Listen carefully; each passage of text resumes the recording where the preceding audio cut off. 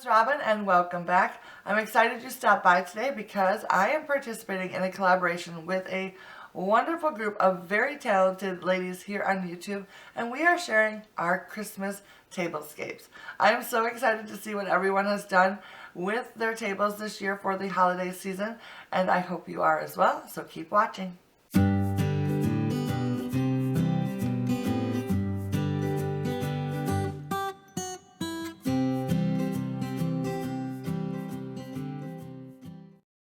Mentioned before, I'm working with a group of talented ladies today, and we're all sharing our tablescapes, which makes me very excited for today's video.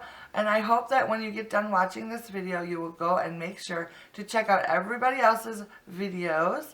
There is a playlist down in the description box, so you can easily click on that and see everyone's videos and see what they have done, and hopefully get a whole bunch of inspiration and ideas for your own tablescapes this holiday season. When I started thinking about what I wanted to do for my tablescape, I knew I wanted to keep it simple. I tend to gravitate towards that sort of design anyways, but when it comes to setting a table, I don't like to fill it up with a whole lot of stuff because I like to leave room for the food, if you know what I mean. So I wanted to make it simple, and I also wanted to add things that I really love using this time of year, mainly bottle brush trees, anything vintage, deer figurines, and houses. I'm obsessed with all of these things any time of the year, but at Christmas time especially. So I decided to incorporate them all together and to try to come up with something, and I think I did okay. So I hope you enjoyed this video. I'm just going to walk you through the steps of setting up the whole table, and hopefully you will enjoy. To get started, I spread out a simple white tablecloth. I then took this distressed board, which I absolutely love and use all the time, and I centered that in the middle of the table to create a base for my centerpiece. Then, taking the largest house that I have, I centered that towards the back and in the middle of the board. I then added a house to the left and the right of the large one, and I wasn't really liking that look, so I angled the smaller houses just a little bit, and I liked that look a little bit better. Then it was time to tuck in some bottle brush trees. I ended up using 6 medium-sized ones altogether.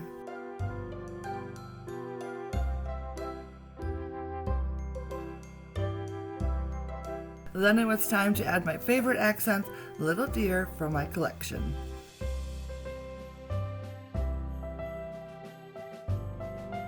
Next, I added 2 tart tins with a candle in each for a little sparkle.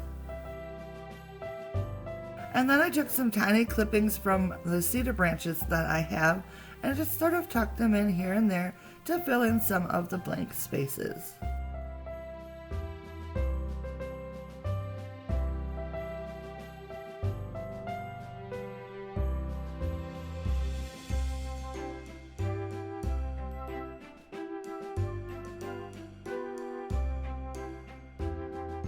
I then dug out some fake snow that I picked up at NICOLE's, and I decided to sprinkle that around.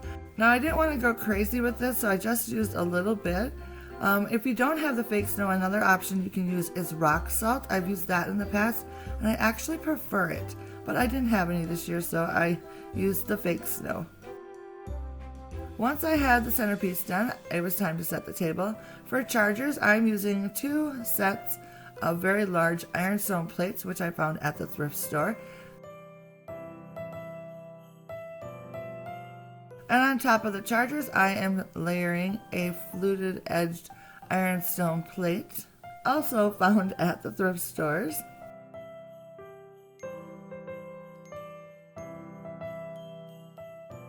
And finally, I added a wide-rimmed bowl on top of each place setting.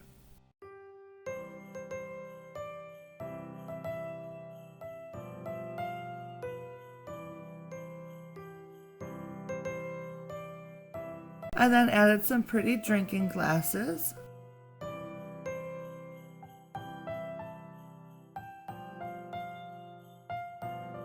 And finally, some silverware. I'm using some vintage silver plated pieces which I found at the thrift store, and they are slightly tarnished and I think they are just absolutely beautiful. I'm also using this set of salt and pepper shakers from my collection. I obviously need to fill them up, but for now I'm just going to set them on the table.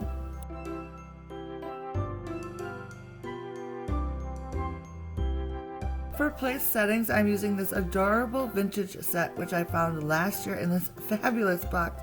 Look how adorable they are. They have a little slot in the back to put a card. Because they're so tiny, I'm going to place them on a butter pad just to make sure that they don't disappear into the tablecloth.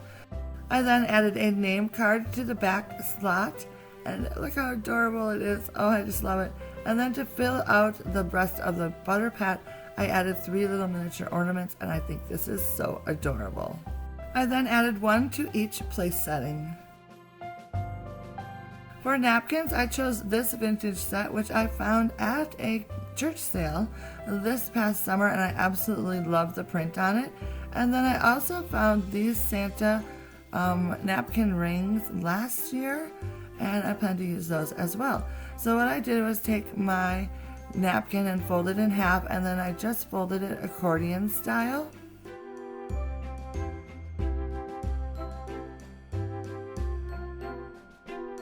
Once I had the napkin all folded up nice and neatly, I slipped on the napkin ring and slid it to the middle of the napkin. Then I gently pulled the bottom edge of the napkin up to meet the top edge of the napkin, and it sort of makes a little rosette, which I think is very pretty, and I just placed it right on top of the bowl, and I think it looks adorable. Once I had the napkin placed where I wanted it to sit, I adjusted the ruffles a little bit and made sure that the edges were turned down, and I think it turned out really nice. To add a little more sparkle, I grabbed some more tart tins and added some candles to them, and I placed 4 more of them around the table. I think adding candles to tart tins is such a fun way to use them, so I like to use them whenever possible. And then I turned on the lights for the 2 smaller houses, which run off of a battery. And then of course lit the tea lights on the centerpiece itself.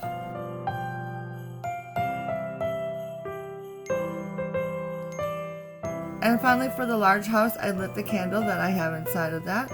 Sometimes I use a real candle, sometimes I use a faux candle.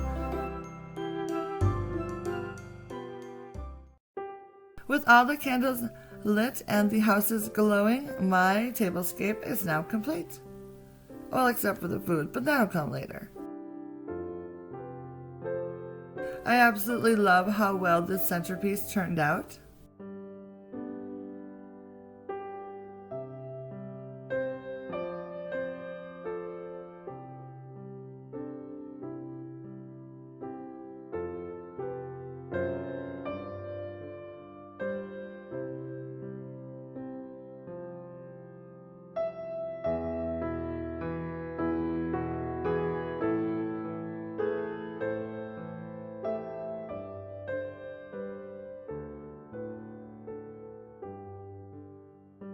And of course, adding vintage items throughout the table is a great way to add character and fun to the tablescape.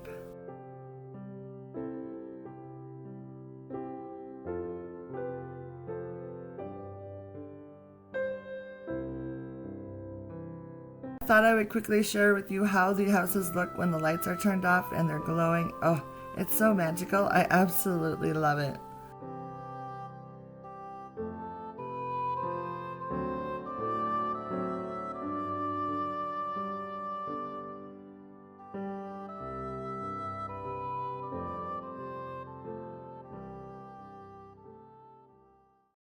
That is the look I came up with for my tablescape this year. I hope you enjoyed this video.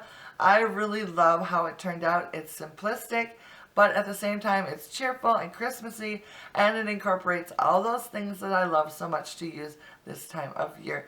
I hope you enjoyed this video, and if you did, please give it a thumbs up and like this video.